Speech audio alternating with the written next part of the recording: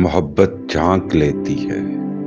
अगर खिड़की के हर कोने को बंद भी कर दिया जाए, अगर हर एक दरवाजे पे पहरेदार बैठे हों, मगर तब भी किसी खिड़की किसी पत्थर की दर्जों से मोहब्बत झांक लेती है। जमाना घर फना कर दे, मगर तब भी किसी दीवार के कोने में जालों से लटक कर अपने होने का पता देती है, कहती है मोहब्बत झांक सकती है। मोहब्बत अपने वजूद को साबित करने के लिए इसे न जाने कितने ही बहरूप भरने पड़े। बांसुरी के कलेजे से निकली तो रांझे का नोहा बन गई, सहरा की हवा बनी तो मोहब्बतों की पुकार और सस्सी की चीख बन गई। जनाब के पानी में झांका तो कच्चा घड़ा बन गई, और जब उसने पिंडी की दहलीज पर कदम रखा तो उसने लाल हवेली का रूप धार लिया। लाल हवेली मोहब्बत की एक ऐसी अनमिट दास्तान जो जुदाई के बोझ तले दफन हो गई, लेकिन आज भी उसकी सिसकियां इस हवेली की दर्जों से झांकती। शहरे इक्तदार से कुछ दूर, जहां तंग गलियों और छोटे छोटे मकानों की बहुतात है, आसपास फकत सिक्कों का हेर फेर है। मोती बाजार की चमक दमक को नजरअंदाज करते हुए आप अपने बाएं हाथ की तरफ मुड़ जाएं तो छोटी छोटी लातादाद दुकानों के बीचों बीच एक सुर्ख रंग की बड़ी सी हवेली आपकी तवज्जो का मरकज बन जाती है। कश्मीरी आर्ट से मुज़य्यन एक ऐसी हवेली जिसे देखने के लिए आप रुक जाते हैं। अगर आपके पहलू में दिल है तो आपको रुकना पड़ेगा। इसी खूबसूरत हवेली को लाल हवेली कहते हैं। लाल हवेली जिसे किसी जमाने में सहगल सिंह की हवेली कहा जाता था। ये औरत का ही हुनर है कि वो आसानी से घुंघरू को पायल और पायल को पाजेब में बदल देती है। रहा मर्द तो वो किसी लम्हे शैतान और किसी लम्हे फरिश्ते का रूप धार लेता है। इसी तमाम खेल के दरमियान इंसान का किरदार उसे कैसे अजीम बनाता है, लाल हवेली की कहानी इसी सच्चाई की दास्तान सुनाती है। ये हवेली आपको सुनाती है कि कैसे एक फिक्रे का सच तमाम शरीफजादों और बदबूदार निजाम के मुंह पर जन्नाटेदार थप्पड़ बनकर रसीद होता है। यही हमारी लाल हवेली का खूबसूरत मगर कड़वा सच है। इश्क की बेड़ियां चंद लम्हों में इंसान के कदम जकड़ लेती, लेकिन इन बेड़ियों से आजाद होना हर किसी के नसीब में नहीं हुआ करता।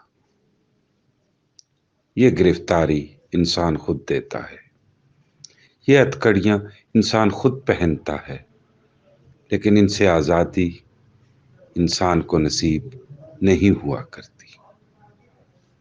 धनराज सहगल और बुद्धा भाई तो ऐसे ही किरदार हैं। ये दोनों इश्क के बंधन में गिरफ्तार हुए और इसी में फना हो गए। धनराज सहगल जेहलम के मायानाज बैरिस्टर और आसूदा हाल जागीरदार थे।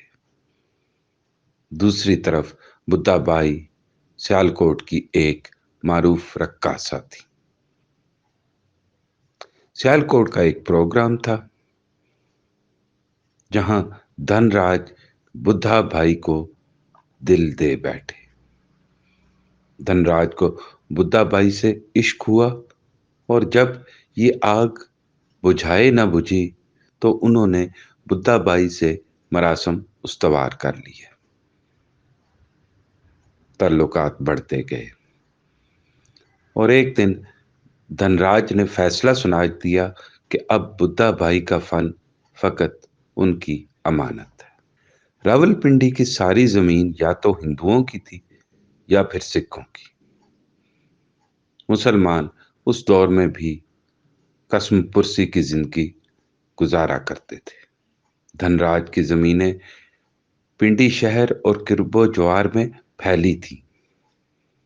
इसी जमीन में से धनराज ने एक बड़े कते का इंतखाब किया और वहां मोहब्बत से मंसूब इस खूबसूरत हवेली की बुनियाद रखी। हवेली मुकम्मल होने पर बुद्धा बाई यहाँ शिफ्ट हो गई और यूं एक नई कहानी की इब्तिदा हुई। तकसीम हिंद से कुछ अरसा बाद भी धनराज सहगल पाकिस्तान में रहे, लेकिन उन्हें फसादात के डर से ये मुल्क छोड़ना पड़ा। अब हिंदुओं के लिए हिंदुस्तान था और मुसलमानों के लिए पाकिस्तान। बुद्धा भाई से उनके खतो किताबत जारी रही। कहानी में एक अजीब मोड़ तब आया जब धनराज की दिल्ली में वफात हुई। अगर मैं ये कहूं कि अगर वो मोड़ ना आता तो शायद ये कहानी अदालतों में बतौर मिसाल न पेश की जा सकती। धनराज की वफात पर जब बुद्धा बाई ने डेथ सर्टिफिकेट के साथ जायदाद के हिस्से के लिए अपना केस किया तो जज ने कहा, बीबी चले हम मान लेते हैं कि आपकी धनराज के साथ ताल्लुकात ऐसे थे जिसे मियाँ बीवी का दर्जा दिया जा सकता है, लेकिन इस रिश्ते को कानूनी हैसियत तो तब ही मिल सकती है जब आप दोनों में से एक बात तस्लीम कर लें। या तो आप ये तस्लीम कर लें कि आप हिंदू हैं या ये मान लें कि धनराज मुसलमान हो चुके थे। बुद्धा बाई ने सर उठाकर फकत इतना कहा, sorry sir, we shared everything except religion. जज ने अगली तारीख दी और उनके वकील को कहा कि अपनी मौक्कल को थोड़ा समझा लो। अगली तारीख पर भी बुद्धा बाई का बयान वही था। बयान न बदलने पर जज ने उस पर रहम खाते हुए 2 कमरे उसके हवाले कर दिए। अब बुद्धा बाई के पास सिर्फ 2 कमरे थे। बुद्धा बाई ने कुछ अरसा इन्हीं 2 कमरों में क़याम किया। एक रात उसके भाई का कत्ल हो गया। इसके बाद बुद्धा बाई का दिल इस दुनिया से उचाट हो गया। वो आधी रात को खामोशी से उठी और एक तरफ को चल दी। वो कहाँ गई, कहाँ रही, किसी को कुछ खबर नहीं रही। उसके बाद कुछ अरसे तक ये जिन्नों की हवेली के तौर पर मशहूर हो गई। जो भी इसका सौदा करने आता वो इत्तफाक से मर जाता। शेख रशीद साहब ने इसे महकमा मतरूक अमलाक से खरीदा और यहाँ अपना सेक्रेटेरिएट बना लिया। आज दिन भर यहाँ से खरीदारों का हजूम गुजरता है। लोग इस पुरशिको इमारत को देखते हैं और गुजर जाते हैं।